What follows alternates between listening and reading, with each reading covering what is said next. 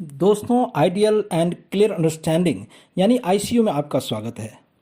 वो कहते हैं ना, चलना न आवे तो आंगन टेढ़ा।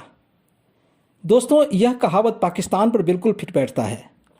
वह आर्थिक बदहाली के उस मुकाम तक पहुंच चुका है जहां उसकी तुलना श्रीलंका जैसे आर्थिक रूप से बदहाल देश से किया जा रहा है।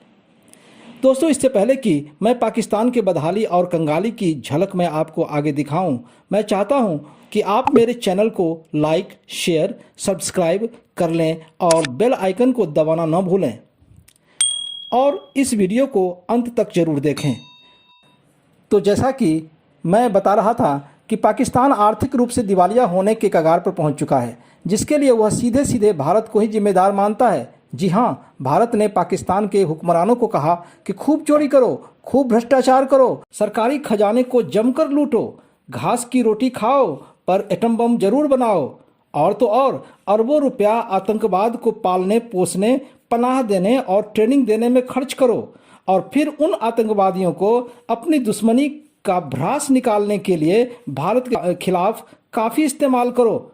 वाह भाई वाह, एक तो चोरी, ऊपर से सीना जोड़ी, बड़े चले भारत को मिटाने वाले। तीन तीन बार आमने सामने की लड़ाई में पटखनी खाने के बाद अब बचा ही क्या है तेरे पास? आखिर आ ही गए घास की रोटी खाने के दिन ना। भाई, फर्क तो साफ दिखता है।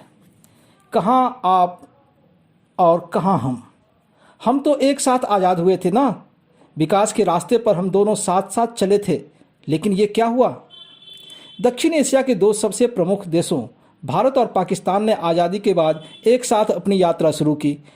आपको शायद पता नहीं होगा कि 1960 के दशक में एक समय ऐसा भी था जब पाकिस्तान की प्रति व्यक्ति जीडीपी कहते हैं ग्रॉस डोमेस्टिक प्रोडक्ट को, सकल घरेलू उत्पाद को, तो पाकिस्तान की जीडीपी 83.33 डॉलर थी, जो भारत से अधिक थी। लेकिन आज भारत न केवल प्रति व्यक्ति जीडीपी के मामले में पाकिस्तान को पीछे छोड़ चुका है, बल्कि अर्थव्यवस्था के हर मोर्चे पर वह कहीं आगे निकल चुका है। पाकिस्तान की इकोनॉमी आज खस्ता हाल है और वह कर्ज के बोझ तले इस प्रकार दबा हुआ है कि दुनिया के कोई भी देश उसे आर्थिक संकट से निकालने के लिए और पैसे देने को तैयार नहीं है। दूसरी ओर भारत दुनिया की एक प्रमुख अर्थव्यवस्था बन चुका है। हाल ही में भारत यूके, ब्रिटेन को पछाड़ कर दुनिया की 5वीं सबसे बड़ी इकोनॉमी बन चुकी है।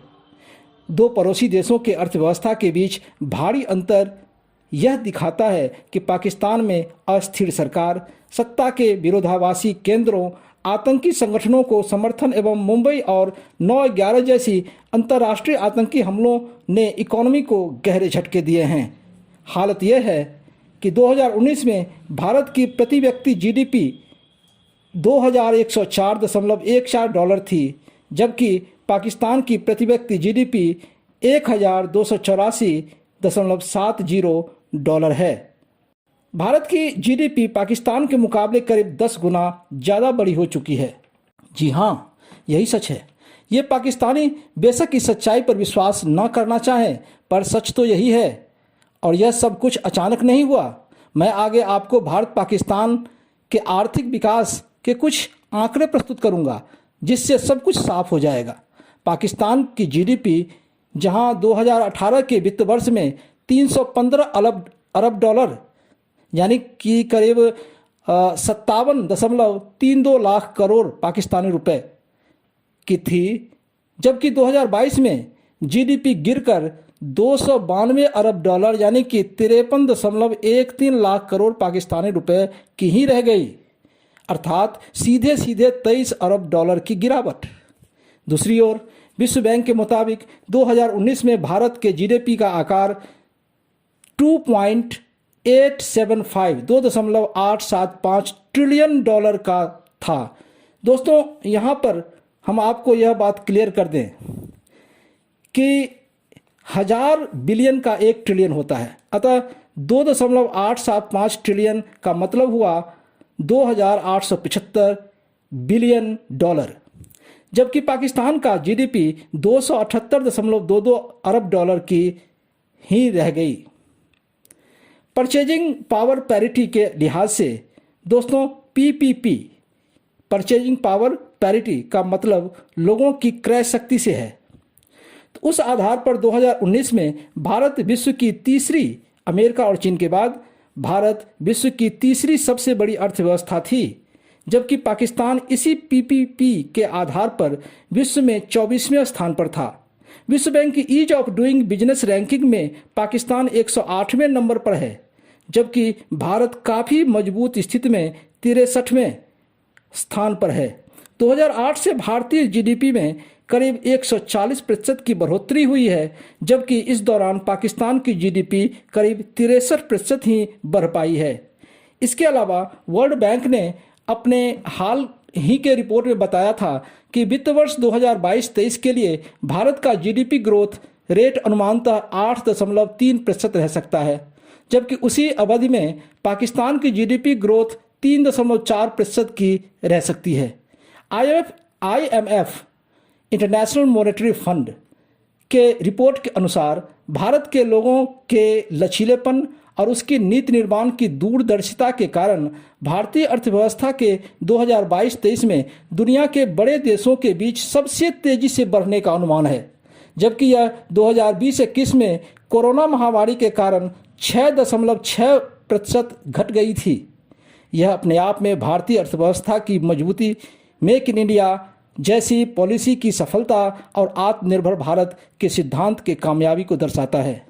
दोस्तों, पाकिस्तान एक तरफ तो कश्मीर के नाम पर दुनिया को भारत के साथ परमाणु युद्ध की लगातार धमकी दे रहा है और दूसरी तरफ उसके अपने ही देश में हालात खराब हैं। पाकिस्तान की अर्थव्यवस्था बुरी तरह लड़खड़ा गई है।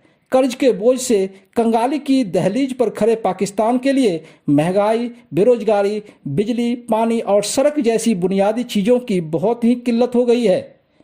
पाकिस्तान में हाल ही में पेश हुआ बजट कहता है पाकिस्तान पर इतना कर्ज है कि उसके बजट का बड़ा हिस्सा 42% 42% तो कर्ज का ब्याज चुकाने में ही खर्च हो जाता है, जबकि भारत का कर्ज नियंत्रण में है। भारत अपने कुल बजट का मात्र 18% ही कर्ज चुकाने पर खर्च करता है। आज भारत का विदेशी मुद्रा भंडार करीब $600 बिलियन है, जबकि पाकिस्तान के पास केवल $16 बिलियन का ही रिजर्व बचा है। इस प्रकार भारत और पाकिस्तान की अर्थव्यवस्था में एक बड़ा अंतर आ चुका है। अच्छा होगा कि पाकिस्तान भारत पर इल्ज़ाम लगाने के बजाय आतंकवाद पर नियंत्रण करे और कौम की बेहतरी के लिए काम करे। दोस्तों, आपको यह वीडियो कैसा लगा कमेंट बॉक्स में अवश्य लिखें।